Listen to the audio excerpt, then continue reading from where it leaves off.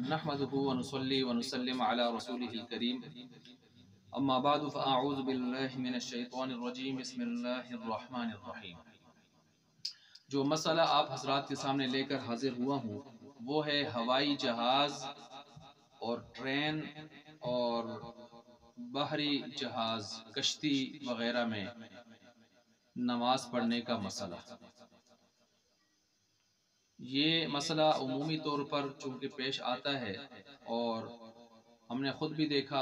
जब अल्लाह ताला ने तौफीक दी 2017 में हज की, तो हज जैसा मुबारक सफ़र उसमें भी हमने देखा बहुत ज़्यादा यानी इसमें जो है गफलत बरती जाती है नमाज के हवाले से, और बहुत कम लोग यानी 250-300 लोग भी अगर होते हैं तो उनमें से 20-25 आदमी भी नमाज का अहतमाम बमुश्किल ही करते हैं, और ख़ुद जहाज़ का अमला भी इस हवाले से बहुत ज़्यादा गफलत बरत रहा होता है। और तो इस हवाले से मसला मालूम कर लेना चाहिए कि आया नमाज की क्या सूरत हाल होगी। इसमें याद रखें जो मसाइल अभी मैं आपके सामने बयान करने लगा हूँ वो उसमें मर्द और औरत दोनों बराबर हैं, मर्द और औरत दोनों जो हैं उसके अंदर वो बराबर हैं, दोनों का मसला एक होगा। अब इसमें पहली बात तो ये है कि जब नमाज का वक्त आ जाए तो अगर ट्रेन वगैरह में सफ़र कर रहा है तो पहले तो ये कोशिश होनी चाहिए कि वो शख्स ऐसे वक्त में सफ़र शुरू करे कि जहाँ तक सफ़र करना है कितना वक्त लगता है कि कोई नमाज उसकी रास्ते में ज़ाया ना हो जाए। तो पहले तो वो वज़ू कर ले ताकि वज़ू पर ज़्यादा वक्त वगैरह वो मसाइल उसको सफ़र में पेश ना हो, और फिर वक्त पर ही वो जाकर मंजिल पर पहुंच जाए ताकि कोई नमाज सफ़र में उसकी ज़ाया ना हो जाए, और ये होना चाहिए। लेकिन कभी ऐसे होता है कि सफ़र लंबा होता है, अब उसमें इंसान का इख्तियार ट्रेन में या रेल गाड़ी में नहीं चलता, या बहरी जहाज़ है उसमें नहीं चलता, या हवाई फ़िज़ाई जहाज़ है उसमें भी उसका इख्तियार नहीं चलता। तो ऐसी सूरत में फ़्लाइट भी लंबी होती है, सफ़र लंबा होता है, तो ज़ाहिर है उसके अंदर नमाज़ें आती हैं, तो उन नमाज़ों का सिलसिला फिर कैसे निपटाया जाएगा। जी, जब नमाज का वक्त आ जाए अगर इस तरतीब से फ़्लाइट लंबी हो गई और ज़ाहिर बात है अब उसको ऊपर ही नमाज पढ़नी है, वगरना नीचे वो नमाज अदा की सूरत में नहीं पढ़ सकेगा, तो फिर ऐसी सूरत में नमाज जो है जहाज़ के अंदर ही पढ़ ली जाए, और बाजमात हो सके पहले अजान दी जाए और फिर उसके बाद बाजमात हो सके तो ठीक, नहीं तो इनफरादी तौर पर पढ़ ले। और ज़ाहिर बात है आमतौर पर ऐसी नमाज कसर ही होती है, सफ़र में होते हैं उमूमी, तो कसर नमाज पढ़ ले, 2 रकत होंगी, 3 होंगी, या जो है इस तरतीब से वो नमाज पढ़ेगा। तो जहाज़ के अंदर नमाज पढ़ ली जाए। अब किस तरतीब से पढ़ेगा और उसकी वज़ू करने की तरतीब क्या होगी वगैरह मसाइल वो क्या होंगे। जी, तो नमाज में बेहतर ये है कि जब आदमी जहाज़ पर ऐसी सवारी पर सवार होता है तो पहले वज़ू कर ले, और अगर उस वज़ू को बरकरार रख सकता है तो बरकरार रखे कई नमाजों तक, ताकि उसको मसला ही ना हो, हरज ही ना हो। लेकिन अगर उसका वज़ू नहीं है और उसको वज़ू की ज़रूरत पेश आ गई तो फिर ऐसी सूरत में वो जाए और जाकर वज़ू करे। जहाज़ के अंदर अगरचे वज़ू करना ज़रा मुश्किल होता है, एक जवान आदमी तो कर लेता है और एक बूढ़ा या कमज़ोर आदमी उसके लिए बड़े मसाइल भी होते हैं। तो अगर उस तरह का शदीद उज़र हो या पानी ही वहाँ पर जो है मुयस्सर ना हो, तो पानी ही का बहरान हो, सहूलत ही मुयस्सर ना हो और बात नागुज़ीर हो जाए, तयम्मुम तक पहुँचाए, ऐसी सूरत हो तो फिर वो तयम्मुम कर ले। तयम्मुम किस पर होगा? तयम्मुम मट्टी, अगर सफ़र आदि कर रहा है तो एहतियातन जहाँ और बहुत सारे इंतज़ाम करता है तो मट्टी थोड़ी सी अपने पास यानी डीला वगैरह भी रख ले, ताकि अगर ऐसी सूरत पेश आए तो वो भी इसके लिए कोई मसला ना हो। वगरना किसी भी चीज़ पर गर्दो गुबार, और पाकिस्तान के अंदर तो गर्दो गुबार वाफर मिकदार में मौजूद होता है हर चीज़ पर, तो गर्दो गुबार किसी चीज़ के ऊपर भी पड़ा हो तो उस पर तयम्मुम, मट्टी का गर्दो गुबार हो तो तयम्मुम हो सकता है। और अगर मट्टी हो या मट्टी की जिन्स में से, ज़मीन की जिन्स में से कोई चीज़ हो, मसलन उसके अंदर जो है मुख्तलिफ चीज़ें हमारे सामने आती हैं जिसमें ईंट, पत्थर या संगे मरमर, चूना, इस तरह की चीज़ें जो ज़मीन से ही निकलती हैं, ज़मीन की जिन्स से ही होती हैं, उन पर तयम्मुम जायज़ होता है अगरचे गुबार ना हो उस पर। लेकिन इसके अलावा जो चीज़ें होंगी मसलन लोहा, लकड़ी, اور اس قسم کی چیزیں جو ہیں باقی پیتل، تانبا، لوہا اور کانچ، شیشہ، اس طرح کی چیزوں پر گرد و غبار کا ہونا ضروری ہے، تب جا کے اس کا تیمم جائز ہوگا۔ گرد و غبار بھی پاک ہونی چاہیے، پاک گرد و غبار، پاک صاف، اس سے وہ تیمم کرے گا۔ بہرحال جب اس نے وضو پہلے سے ہے یا وضو کر چکا یا تیمم کی صورتحال پیش آئی تو تیمم کر چکا، پاکی اس نے حاصل کر لی، اب ہے نماز کا مسئلہ۔ تو نماز کا مسئلہ اس طرح ہوگا کہ بہتر یہ ہے کہ وہ اذان دے دیں، اور اذان دے کر جو ہے سیٹوں کے درمیان میں جگہ ہوتی ہے، اور جو دروازوں کے درمیان میں بھی کافی جگہ ہوتی ہے، وہاں کھڑے ہو کے آدمی نماز پڑھ سکتا ہے۔ اور یہ کوئی عذر نہیں ہے، لوگ کہتے ہیں کیسے پڑھیں گے فلاں۔ الحمدللہ جب 2017 میں حج کے لیے جا رہے تھے اور جب واپسی بھی ہو رہی تھی تو باقاعدہ وہ 35,000 فٹ کی بلندی پر اذان بھی الحمدللہ دی گئی، اور وہاں چھوٹی چھوٹی جماعتیں بھی ہوئیں، اگرچہ عملہ تعاون نہیں کر رہا تھا جہاز کا، لیکن چھوٹی چھوٹی تھوڑی تھوڑی جماعتیں بھی ہوئیں، انفراد بھی لوگوں نے بہت ساروں نے نماز پڑھی۔ تو اگر آدمی ہمت کر لے تو کوئی مسئلہ نہیں ہوتا، ہاں ہمت نہ کرے تو پھر کچھ بھی نہیں ہو سکتا۔ تو سیٹوں کے درمیان میں یا دروازوں کے قریب نماز پڑھی جا سکتی ہے۔ تو فرض پڑھ لے، واجب پڑھ لے، یہ تاکہ اس کو ادا کر لے۔ اور میں نے کہا عموماً قصر ہوتا ہے، کیونکہ سفر میں ہوتے ہیں تو قصر ہی نماز ہوتی ہے۔ لیکن اس کے اندر یہ بات یاد رکھیں کہ جب نماز پڑھنے لگیں آپ تو اس وقت آپ قبلہ متعین کریں گے۔ آپ قبلہ کس طرح متعین کریں گے؟ تو قبلہ متعین کرنے کے لیے پہلے یا تو آپ عملے سے پوچھیں، عملہ تعاون کر رہا ہے ان سے پوچھیں، اگر وہ نہیں بتا رہا، تعاون نہیں کر رہا، یا ان کو پتہ نہیں ہے یا نہیں بتانا چاہتے، عموماً غصے میں ہوتے ہیں، تو ایسی صورت میں آپ کمپاس ہوتے ہیں آج کل، اس سے مدد لے لیں۔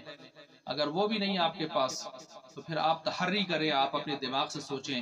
دائیں بائیں مشورہ کر لیں کہ کس طرف قبلہ ہو سکتا ہے، آپ اس طرف رخ کر کے اللہ کا نام لے کے نماز شروع کر دیں بس۔ اب نماز کے دوران اگر آپ کو کسی نے کہا بھائی قبلہ ادھر نہیں ہے ادھر ہے، تو جدھر کا آپ کو اشارہ دیا ہے نا تو آپ فوراً نہ پھریں، کیونکہ ایک باہر کے آدمی یعنی نماز میں آپ کے ساتھ شامل نہ ہو اور وہ آدمی آپ کو لقمہ دے اور آپ فوراً اس کا لقمہ لے لیں تو نماز ٹوٹ جاتی ہے۔ تو آپ اس کے لقمے کے بعد بھی تھوڑا ذہن سے سوچیں کہ آیا اس طرف قبلہ ہو سکتا ہے، تو آپ کا غالب گمان اس طرف جا رہا ہے کہ واقعی اس طرف قبلہ ہوگا، شاید اس نے کوئی کمپاس استعمال کیا ہے یا اور اس نے عملے سے پوچھ لیا یا عملے کا آدمی ہے، تو اپنی تحری کے ساتھ، اپنی سوچ اور فکر کے ساتھ آپ اس طرف بے شک پھر جائیں، اب آپ کی نماز نہیں ٹوٹے گی۔ لیکن فوراً اس کی بات سن کر لقمہ لے کر اس طرف نہ لوٹیں اور اس طرف نہ متوجہ ہوں، وگرنہ آپ کی نماز ٹوٹ بھی سکتی ہے، بعض فقہا نے یہ بھی لکھا ہے۔ تو اب آپ نے جب اس قبلے کی اس رخ پر آپ نے نماز پڑھ لی ہے تو اب تو آپ نے کھڑے ہو کے نماز پڑھنی ہے، قیام کرنا ہے، رکوع سجدہ کرنا ہے، یہ چیزیں وہاں بھی معاف نہیں ہیں، کیونکہ رکوع سجدہ قیام یہ سفر کا مسئلہ، سفر میں کے ساتھ اس کی رخصت کا تعلق نہیں ہے، بلکہ یہ تو مرض کے ساتھ اور عذر کے ساتھ اس کا تعلق ہوتا ہے، عذر کے ساتھ، یہ سفر کے ساتھ ان چیزوں کا، یا گاڑی کے ساتھ یا ان سواریوں کے ساتھ اس کا تعلق نہیں ہوتا کہ قیام فوت ہو جائے یا قیام میں رخصت مل جائے کھڑے ہونے میں یا رکوع میں یا سجدے میں۔ تو اس وجہ سے آپ نے کھڑے ہو کے قبلہ رخ ہو کے رکوع سجدہ باقاعدہ ترتیب سے کر کے، بے شک جلدی جلدی جس ترتیب سے تعدیل ارکان کو ملحوظ رکھتے ہوئے آپ آہستہ ٹھہراؤ کے ساتھ جو ہے آپ اپنی نماز پڑھ لیں۔ اگر نماز پڑھنے کے بعد کوئی آدمی آپ سے کہہ رہا ہے کہ بھائی قبلہ تو ادھر تھا، آپ نے ساری نماز ادھر پڑھ لی، آپ نے اگر یہ ساری روٹین جو میں نے پیچھے بیان کی ہے اگر اس کے مطابق سوچ فکر کر کے آپ نے پڑھی تھی تو اب آپ کو نماز لٹانے کی ضرورت نہیں، آپ کی نماز ہو گئی ہے۔ جیسے زمین کے اوپر بھی یہ مسئلہ ہے، یہی مسئلہ وہاں بھی یہی ہے، جہاز کے اوپر بھی، تو آپ کی نماز الحمدللہ ہو چکی ہے۔ اب جب آپ نے نماز پڑھ لی اور زمین پر آ گئے تو آپ کو نماز کی قضا کرنے کی کوئی ضرورت نہیں، آپ کی نماز ہو گئی ہے۔ البتہ بعض علماء نے یہ لکھا ہے کہ نماز کی قضا کرنا بہتر ہے اس صورت میں، یہ تو ہو گئی ایک طرح کی تفسیر۔ اب اگر کسی شخص نے وہاں پر جہاز میں بیٹھے بیٹھے سیٹوں پر ہی نماز پڑھ لی، اور اکثریت ایسے بھی ہوتے ہیں بہت سارے، وہ بیٹھے بیٹھے قبلے کا کوئی لحاظ نہیں ہے، قیام کی کوئی پرواہ نہیں ہے، رکوع سجدہ کی صحیح طریقے سے جو اصل حیت ہے اس کی کوئی پرواہ نہیں ہے، اور کہتے ہیں اللہ کی طرف سے رخصت آ گئی ہے۔ اور جہاز والے بھی یہی کہتے ہیں کہ اب نماز آپ نے ایسے ہی پڑھنی ہے، کوئی قبلے کا مسئلہ نہیں ہے، کوئی قیام کا، رکوع کا، سجود کا مسئلہ نہیں ہے، بس آپ اشارے کے ساتھ جدھر جہاز جا رہا ہے ادھر ہی نماز پڑھتے جائیں۔ نہیں، یہ طریقہ کار غلط ہے، اس طرح نہیں ہے۔ اگر کسی شخص نے اسی طرح بیٹھے بیٹھے ہی نماز پڑھ لی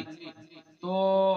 وہ اگر وہ زمین پر آئے گا تو پھر اس وقت اس پر قضا کرنی، دوبارہ سے پڑھنی لازم ہوگی۔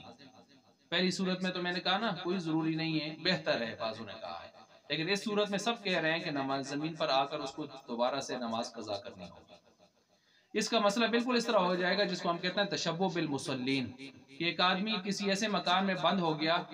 جہاں پانی اس کو نہیں مل رہا اور شیشے کا مکان ہے، اس پر تیمم بھی نہیں ہو سکتا کہ اس پر گرد و غبار بھی نہیں ہے، یا ایسے مکان میں کہ اس پر جو ہے جتنا گارا ہے اس گارے کے اندر بینس وغیرہ کے جو ہے وہ فضلہ وغیرہ وہ ڈالا ہوا ہے، تو اس میں گندگی ہے ساری، تو اس پر تیمم ناپاک چیز پر نہیں ہو سکتا۔ تو ایسی صورت میں وہ نماز کیسے پڑھے؟ تو نماز کے وقت میں بس وہ ایک نمازی کی شکل بنا لیا کرے، تو یہ ایک صورت بتائی گئی ہے، نمازی کی شکل بنا لیا کرے، نماز کی شکل بنا لیا کرے، اور بعد میں جب اللہ نے اس کو جو ہے وہ وقت دیا اور فرصت ملی، اس کو موقع ملا، تو پھر اس نماز کی کیا کرے گا؟ قضا کرے گا۔ اس کو کہتے ہیں تشبہ بالمصلین اور فاقد الطہورین کا مسئلہ، یعنی جب وضو بھی نہیں کر سکتا اور تیمم بھی نہیں کر سکتا اور ایسی جگہ پر آ گیا ہے تو وہاں پر یہ ترتیب ہوتی ہے۔ تو اس شخص کی مثال بالکل اس طرح ہو جائے گی۔ ہاں اگر کوئی شخص پہلے سے مریض ہے اور وہ بیٹھ کے ہی نماز پڑھتا ہے اور رکوع سجدے پر وہ قادر نہیں ہے، وہ پہلے سے ہی اسی طرح مریض ہے، تو وہ جہاز میں اگر ایسے بیٹھا ہے تو وہ اگر قبلہ رخ متعین کر کے بیٹھے بیٹھے نماز پڑھتا ہے تو اس کے لیے جائز ہو جائے گی نماز، کیونکہ وہ ویسے بھی مریض ہے نا، ویسے بھی مریض ہے، تو یہاں پر بھی اسی ترتیب سے ہی پڑھ رہا۔ اسی طرح ایک شخص کھڑے ہونے پر قادر ہے، رکوع سجدہ کرنے پر قادر ہے، لیکن وہ نماز کے لیے جب کھڑا ہوا سیٹوں کے درمیان میں یا وہ دروازے کے پاس جا نماز ڈال کر اس کے اوپر کھڑا ہوا تو اچانک اس کو چکر آنے شروع ہو گئے، جہاز میں، کشتی میں، باہری جہاز میں، گاڑی میں، ٹرین میں، ریل گاڑی میں، تو اگر چکر زیادہ آ رہے ہیں، قریب ہے کہ وہ گرنے لگے گا، تو پھر وہ دائیں بائیں کوئی سہارا ہو تو سہارے کو پکڑ لے۔ اب ہاتھ باندھنے اس کے لیے کوئی نہیں ہے، ہاتھ باندھنے تو ویسے بھی سنتیں ضروری نہیں ہے، تو اس حالت میں سنت کو یہاں پر چھوڑ دے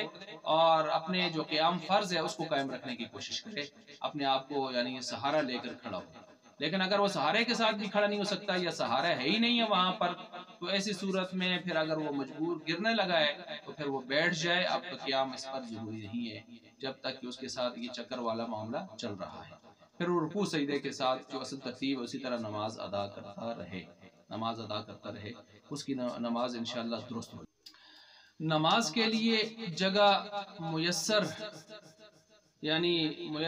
جگہ ڈھونڈ رہا ہے نماز کے لیے تو بھرپور کوشش کرتا رہے، سیٹوں کے درمیان میں یا دروازوں کے درمیان جگہ تو ہوتی ہے، اگر ٹرین میں ہے تو اپنے ڈبے میں اگر اس کو جگہ نہیں مل رہی تو جیسے اپنی دنیاوی ضرورت پوری کرنے کے لیے وہ دوسرے ڈبے کی طرف جاتا ہے، تو یہ تو اس کی دینی اور اصلی ضرورت ہے اخروی، تو اس لحاظ سے وہ دوسرے ڈبے میں جائے، وہاں دیکھے کوئی جگہ اگر اس کو مل رہی ہے تو وہاں جا کے نماز پڑھے گا، دوسرے ڈبے میں چلا جائے۔ لیکن اس کے سامان کی حفاظت کے لیے اگر پیچھے کوئی ہے تو اگر سامان کی حفاظت کا مسئلہ ہے، کوئی اور مسائل ہیں، تو پھر رسک نہ لے کہ بہت بڑا ایک مالی نقصان اس کا کہیں نہ ہو جائے۔ ایک بات، دوسری بات اس کے ساتھ یہ ہے کہ اگر کوئی شخص اس کو کوئی جگہ نہیں مل رہی کھڑے ہو کے قبلہ رخ ہو کے اور رکوع سجدہ کرتے ہوئے نماز پڑھنے کے لیے جگہ ہی نہیں مل رہی، یا عملہ بالکل تعاون نہیں کر رہا اور عملے نے بالکل باؤنڈ کر کے رکھ دیا ہے سیٹوں کے اوپر، اور عام طور پر یہ ہوتا ہے اگر تھوڑی سی ہمت نہ دکھائی گئی تو وہ باؤنڈ کر دیتے ہیں جہاز والے، بالکل نہیں اٹھنے دیتے وہ، اور سیٹ بیلٹ وغیرہ وہ کہتے ہیں باندھ کے بالکل کس کے بیٹھ جائے اپنے آپ، تو اگر ہمت نہ دکھائی گئی تو پھر وہ اسی طرح ہائی جیک کر لیتے ہیں۔ تو ایسی صورت میں پھر یہ نہیں کہ سیٹوں پر بیٹھے بیٹھے جدھر قبلہ رخ کا اعتبار کیے بغیر جو ہے وہ بیٹھے بیٹھے اور رکوع سجدے کی اصل شکل سے ہٹ کر ایک درست آدمی اگر اس طرح نماز پڑھے گا تو اس کی نماز کا تعان جو ہے وہ ٹھیک، یہ طریقہ کار پھر اس طرح نہیں ہے، اور پھر اس کو کیا کرنا چاہیے؟ اس صورت میں نماز کو مؤخر کر دینا چاہیے، مؤخر کر دینا چاہیے تا وقت کہ جب یہ پھر اس کو دوبارہ موقع ملے اس جہاز میں ہی یا نیچے پھر ادا کرے گا یا قضا کرے گا، لیکن اس صورت میں مؤخر کرنا اب اس کے لیے گنجائش ہے، اب یہ گناہگار نہیں ہوگا کیونکہ اس نے اپنے ممکنہ حد تک کوشش کی تھی لیکن اس کی کوشش کارگر نہ ہوئی، مؤثر نہ ہوئی۔ یہ تو ہوا اصل مسئلہ جہاز میں نماز پڑھنے کے اعتبار سے۔ اب یہاں پر ایک دو اشکال ہیں، میں ان کے اشکالات کو آپ کے سامنے رکھ کر جواب دینا چاہتا ہوں۔ کچھ لوگ یہ کہتے ہیں کہ جہاز میں تو نماز ہوتی نہیں ہے، چنانچہ مانسرہ میں بھی ایک مولوی صاحب نے یہ مسئلہ بیان کیا تھا ضلع مانسرہ شہر کے اندر، اور ان کے مقتدیوں نے مجھ سے بھی پوچھا تھا، کہتے ہیں جہاز میں نماز ہوتی ہی نہیں۔ میں نے کہا یہ مسئلہ تو خیر حضرت صاحب بھول گئے ہیں یہاں پر یا جذبات میں آگے ہیں۔ تو اصل میں اشکال اس حوالے سے دو کیے جاتے ہیں۔ ایک اشکال یہ کیا جاتا ہے کہ بھائی خانہ کعبہ کو ہم نے قبلہ بنانا ہے، خانہ کعبہ تو وہ 35-40 ہزار فٹ نیچے رہ گیا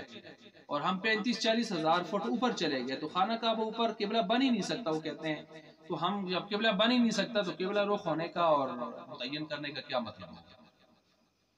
ایک یہ سوال کیا جاتا ہے، یہ اشکال۔ دوسرا اشکال یہ کیا جاتا ہے کہ سجدے کی تعریف فقہا کرتے ہیں وضع الجبہۃ علی الارض، زمین کے اوپر پیشانی کو رکھنا، یعنی اپنے ماتھے کو زمین پر ٹیکنا۔ اب جہاز میں آدمی 35-40 ہزار فٹ 38 ہزار فٹ اوپر ہوتا ہے، زمین نیچے ہوتی ہے، تو یہ زمین پر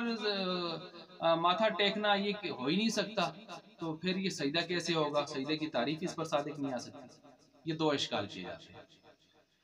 ان میں سے جو پہلا اشکال ہے کہ جو فضا میں سجدے کے اعتبار سے کہ بھائی خانہ کعبہ نیچے ہے، تو اس کا جواب یہ ہے کہ فقہا نے نہ صرف خانہ کعبہ کو قبلہ ٹھہرایا ہے بلکہ اس کے مقابل میں آنے والی پوری فضا، اوپر تک جتنی فضا ہے، سب کو قبلہ و کعبہ متعین کیا ہے، قبلہ و کعبہ کے طور پر متعین کیا ہے، اس کا وہ درجہ دیا ہے قبلہ و کعبہ کا۔ اور یہ اس وجہ سے تاکہ اونچی سے اونچی جگہ سے بھی کوئی آدمی اس طرف رخ کرنا چاہے تو اس کے لیے مسئلہ نہ ہو۔ اگر کوئی پھر بھی کہے نہیں جی اس طرح تو نہیں ہوتا، تو پھر ہم بھی کہیں گے کہ اچھا پھر بیت اللہ کے سامنے بڑی بڑی عمارتیں ہیں، ہوٹل ہیں، مکہ ٹاور جا کے دیکھ لیں، تو اب وہ گڑیال والا ٹاور جا کے دیکھیں، دائیں بائیں کے بڑے بڑے جو ہے وہ عمارتیں دیکھیں، تو ان عمارتوں سے پھر جو لوگ اوپر سے نماز پڑھ رہے ہوتے ہیں تو کیا ان کی نماز ہوگی یا نہیں ہوگی؟ وہاں بھی تو بیت اللہ کتنا نیچے ہوتا ہے، تو اس کے بارے میں آج تک کسی نے اختلاف نہیں کیا، عرب و عجم میں کسی عالم نے بھی۔ جب ان کی نماز درست ہے اور خود بیت اللہ کی مسجد حرام کی اوپر کی جو چھت ہے، آخری ٹاپ چھت، وہ بھی بلندی پر ہے، یعنی بیت اللہ سے کچھ فٹ بلندی ہے، تو اس پر بھی نماز آج تک کسی نے اعتراض نہیں کیا، تو وہاں سے بھی ہوتی ہے۔ تو پھر یہاں اگر 38 ہزار فٹ پر چلے گئے تو کیا مسئلہ ہوگا؟ بلندی تو وہاں بھی ہے، بلندی یہاں بھی ہے، تو وہاں جب ہوتی ہے تو یہاں بھی ہو جائے گی، تو اس لیے بلندی کا عذر یہاں کرنا ٹھیک نہیں ہے، غلط ہے۔ تو ایک یہ، بلکہ بیت اللہ کی چھت پر نماز پڑھنا بھی، اگر کسی نے نماز پڑھی ہے تو اگرچہ کراہت کے ساتھ ہے لیکن اس کو ناجائز نہیں کہا گیا۔ البتہ کراہت اس وجہ سے کہ وہ چونکہ احترام کعبہ ہے، تو احترام کعبہ کی وجہ سے، ادب کعبہ کی وجہ سے اس کو مکروہ کہا گیا ہے۔ تو اگر بیت اللہ کے اوپر کوئی کھڑے ہو کے نماز پڑھے گا تو کس طرف رخ کرے گا؟ یہ تو اس سے بھی زیادہ پھر سنگین مسئلہ ہوگا، لیکن اس کے بارے میں بھی جواز کی بات کراہت کے ساتھ ہو رہی ہے۔ اسی طرح دیکھیں ایک اور بات، اس طرح کا مسئلہ، مسجد اگر کوئی آدمی زمین وقف کرتا ہے مسجد کے لیے تو اس پر مسجد بنا دی جاتی ہے، تو ایک مرتبہ مسجد بن گئی، نماز پڑھ لی گئی، اس کے اوپر جماعت ہو گئی، اب وہ مسجد کی زمین قیامت تک کے لیے مسجد شمار ہوتی ہے، اور وہ نیچے تحت الثری تک اور اوپر عرش معلی تک وہ مسجد شمار ہوتی ہے۔ اب نہ اس کے اوپر کسی چیز کو بنایا جا سکتا ہے دنیا کی، یعنی مسجد سے ہٹ کر کوئی چیز، نہ اس کے نیچے کوئی دکانیں وغیرہ پلازے وغیرہ بعد میں بنائے جا سکتے ہیں مسجد کو توڑ کے، کیونکہ اب یہ مسجد اوپر نیچے تحت الثری سے لے کر اوپر عرش معلی تک وہ اس کو مسجد قرار دے دیا گیا، جیسے علامہ شامی وغیرہ فقہا یہی کہتے ہیں۔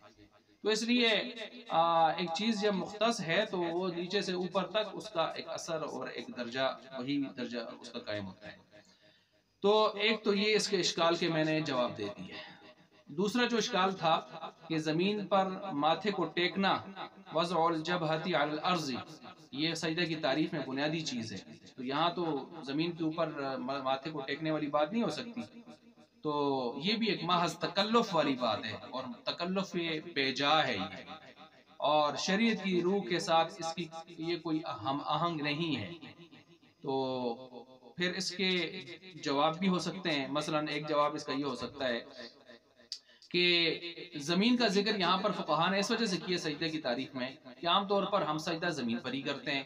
تو اس لیے زمین کا ذکر کر دیا گیا، عام طور پر ہماری نماز زمین پر ہی ہوتی ہے نا، اس وجہ سے۔ اور پھر زمین پر ہی نہیں ہوتی. پہلے تو لوگ کچے فرش کے اوپر نماز پڑھتے تھے. گرمیوں میں تو چلے ہم بھی فرش کے اوپر نماز پڑھتے ہیں، لیکن وہ فرش ہمارا ٹائلیں وغیرہ، ماربل اور چپس وغیرہ وہ لگی ہوتی ہے، اور وہ بھی زمین نیچے ہوتی ہے اور اوپر یہ اضافی چیزیں ہوتی ہیں. تو پھر کیا یہاں پر بھی اعتراض ہوگا؟ اور اچھا کوئی یہ کہے جی وہ چپس وغیرہ زمین کے اوپر ہی مس ہوتے ہیں، تو پھر اوپر والی چھت کے جو لنٹر ہے اس پر نماز، تو پھر اس کا جو اگر وہ کہیں کہ اس کی دیواریں، اس کی بنیادیں نیچے زمین کے ساتھ ٹچ ہوتی ہیں، تو اس وجہ سے یہ بھی دیکھیں خام وہاں کی بے جا تکلفات. جب سوال ہی اشکال ہی بے بنیاد سے ہے نا، اس کے آگے جو اس کے مزید اس کے اندر سے اس پر اشکال وارد ہوں گے، تو پھر جوابات وہ چیزیں باتیں بڑی عجیب سی سامنے آئیں گی. پھر اس کے ساتھ ساتھ وہ بھی ہے کہ دوسرا جواب اس کا یہ بھی ہو سکتا ہے کہ ایک آدمی اگر معذور ہے اور سر کے اشارے سے نماز پڑھ رہا ہے، تو وہ سر کے اشارے سے رکوع کرے گا، سجدہ کرے گا، تو اس کا بھی تو ماتھا زمین پر وہ نہیں ٹیک رہا، تو کیا اس کی نماز ہو جائے گی؟ تو کہتے ہیں وہاں نماز ہو جائے گی. جب اس عذر کی وجہ سے زمین پر بیٹھے شخص کی نماز بھی اگر زمین پر ماتھا رکھے بغیر بھی ہو سکتی ہے، تو فضا میں اگر ایک آدمی وہاں پر سجدہ بھی کر رہا ہے، رکوع بھی کر رہا ہے، تو اس پر یہ اشکال آپ کیسے کر رہے ہیں؟ تیسرا یہ کہ کوئی کہے، کوئی شخص یہ کہے، محاورتاً بھی عام طور پر محاورہ بولا جاتا ہے، کوئی شخص کہے کہ روئے زمین پر اسلام سے بہتر مذہب کوئی نہیں ہے. روئے زمین پر، تو یہ روئے زمین کا لفظ کیوں استعمال کر رہے ہیں کہ ہم روئے زمین پر ہی رہتے ہیں نا، تو اس وجہ سے یہ لفظ استعمال ہوتا ہے. آپ کوئی کہے اچھا روئے زمین پر تو اسلام سے بہتر کوئی مذہب نہیں ہے، تو اس کا مطلب یہ ہے کہ چاند پر، آسمانوں پر، فضا پر اور سمندر میں یا اوپر جو ہے فضا میں اسلام سے بہتر کوئی مذہب ہوگا شاید، اس کا یہ مطلب. تو ظاہر بات ہے بیوقوفی ہوگی یہ مطلب لینا. زمین کا ذکر تو یہاں اتفاقی عرفی اعتبار سے ہے، نہ یہ کہ اسلام یہاں بہتر ہے تو وہاں بہتر نہیں ہے. چوتھا جواب یہاں پر یہ ہے کہ جن فقہاء نے یہ تعریف کی ہے زمین کے اوپر ماتھا ٹیکنے والی، تو انہی فقہاء نے کشتی میں بھی نماز کی اجازت دی ہے. اور کشتی میں جب ایک آدمی نماز پڑھتا ہے تو کشتی کے نیچے کیا ہوتا ہے؟ پانی میں چل رہی ہوتی ہے، اور پانی بسا اوقات اتنا گہرا ہوتا ہے کہ وہ نیچے 20 فٹ 25 فٹ اور سمندروں میں جو 100 فٹ کئی 100 فٹ نیچے جا کے زمین آتی ہے. تو وہاں کشتی میں اگر نماز فقہاء نے جائز قرار دی ہے، جائز ہے، جبکہ وہاں پانی میں کشتی وہ جہاز چل رہا ہے اور نیچے کئی 100 فٹ پر جا کے جو ہے وہ مٹی آ رہی ہے، تو پھر یہاں کیوں ناجائز ہو گئی؟ تو یہ چار جواب اس اشکال کے بھی ہو گئے. بہرحال آپ کے سامنے جو مسئلہ میں نے بیان کر دیا وہ یہی کہ ٹرین میں، ریل گاڑی میں اور ہوائی جہاز میں، بحری جہاز میں، کشتی میں نماز پڑھنا، اس کو وہاں طہارت حاصل کرنا، وضو وغیرہ، اور نماز پڑھنے کی صورت اور کس حد تک اس کو کوشش اور کرنی ہوگی، تگودو کرنی ہوگی، یہ ساری باتیں میں نے تفصیل کے ساتھ آپ حضرات کے سامنے رکھ دی ہیں. اللہ تبارک و تعالی ان مسائل کو سمجھنے اور ان پر عمل کرنے کی توفیق عطا فرمائے.